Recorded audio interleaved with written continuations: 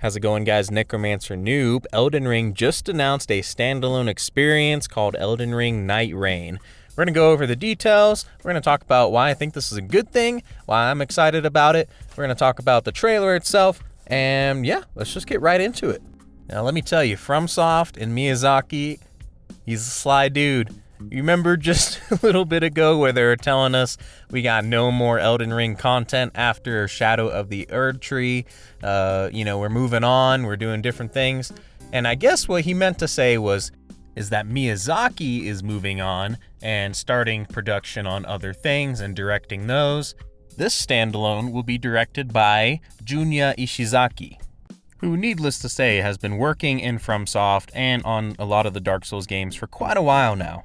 And before you get worried with that information I just gave you, just know that Miyazaki himself did greenlight this production and development of what this standalone experience will be. Now, let's go over the gist of what we know and what can we expect in this standalone experience.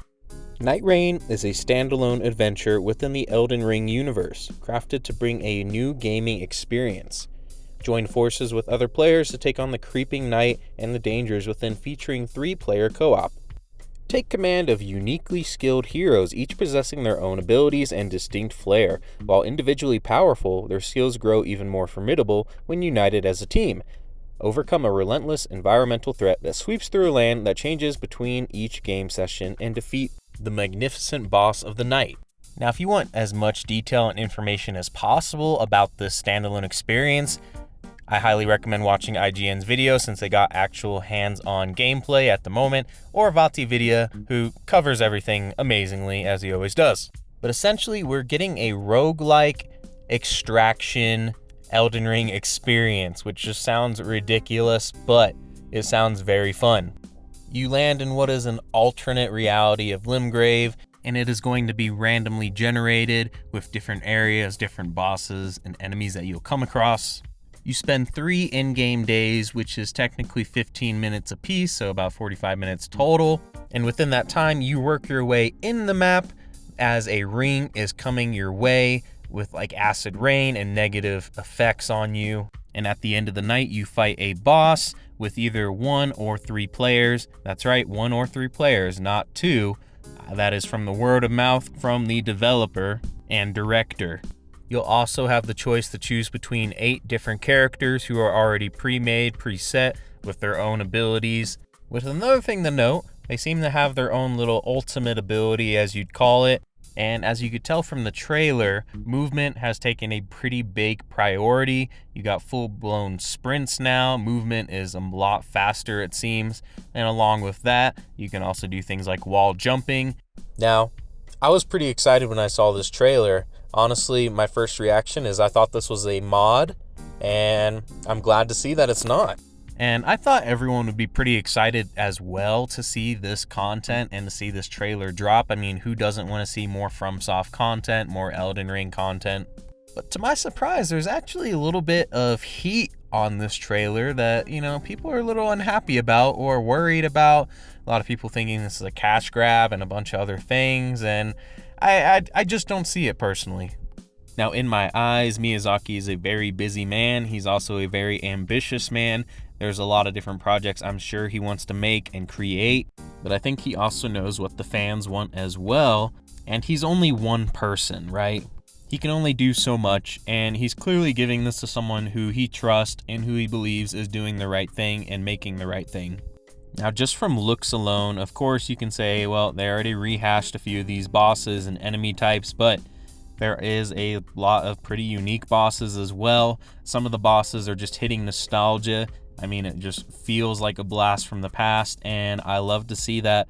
There are a lot of great bosses that they could reuse in my eyes, and that I don't see any problem with them reusing them in the first place. But to me, what this feels like is a testing phase of some sorts, right? He's giving the helm to someone else to produce something different, something original. I mean, we always get the same Souls-like experience, right? Of course, there's different games, there's slightly different mechanics, but at the end, their core is usually the same. And I think they really just want to try and branch out and try and test the waters, do different things, and just really expand what they're doing. I mean, immediately in the trailer when I saw that person full-blown sprinting, I was excited. When I saw the wall jump, I couldn't believe it. I mean, in my eyes, I look at this and just say, maybe this is something they'd implement into Bloodborne 2, if it ever happens. And of course, not to mention, we all love Elden Ring, we all love FromSoft games, but there is a underlying problem in a lot of their games, and sometimes that comes to the replayability. Now, of course, I've ran through Elden Ring multiple times, different playthroughs, different play styles, but once you get through it the first time, it kind of just becomes, okay, which weapons do I want for this build? Which class, what amulets, talismans, you name it, rings, and then it's kind of a speed run to get those specific equipment, and then, the next thing you know, it's kind of just smooth sailing, and you fight the same bosses, you do the same areas with just a slightly different character or build, sometimes the same build if you're into that, but that's the underlying problem, is the replayability. So I think something like this is unique and fresh, and is something that could possibly give us a lot of replayability. There was that joke a while back where, battle royales were all the phase, it was all the hype, and people were making jokes of, it'll be the end of the world when Elden Ring basically does a battle royale. And in a sense, we're kind of getting that, and in a sense, it's kind of something I didn't realize I think I wanted or needed, but now I realize that in my eyes, this just seems like a great blueprint, right?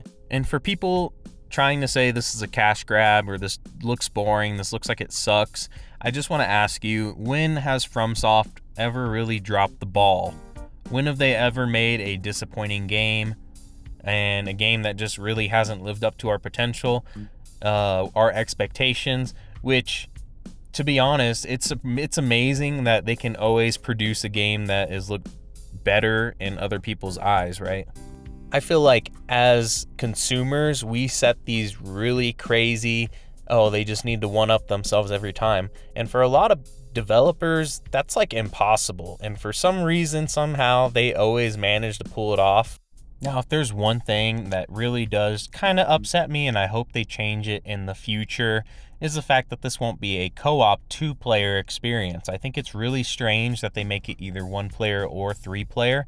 I don't get the whole point in leaving out the 2-player, but, maybe that's just me. Like I said before, I think this is kind of a good testing phase for them. They're kind of testing waters to see what works, what hits, what doesn't hit, and, it's just more ideas for them. And in my eyes, they always have the right idea when it comes to expanding and trying different things, taking things from other players' books, other games' books, and this is clear to tell with the kind of roguelike extraction style that they're doing. They're grabbing bits and pieces from other games, other genres, and really just melding it into something completely new. Now, if you guys haven't played Bloodborne, there is a thing called the Chalice Dungeons. I feel like something like this would go very well with the Chalice Dungeons, these random generated different areas that you could come across.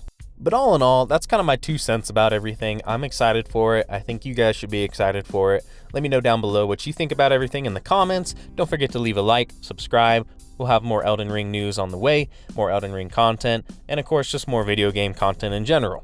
Also, I want to throw it in there that there will be an early testing of this, and you can sign up for it. Doesn't mean you'll get in it, but you can sign up for it, and possibly you'll be one of the people to try it out early. So look into that. I want to say check out their Twitter or their website for some information on that.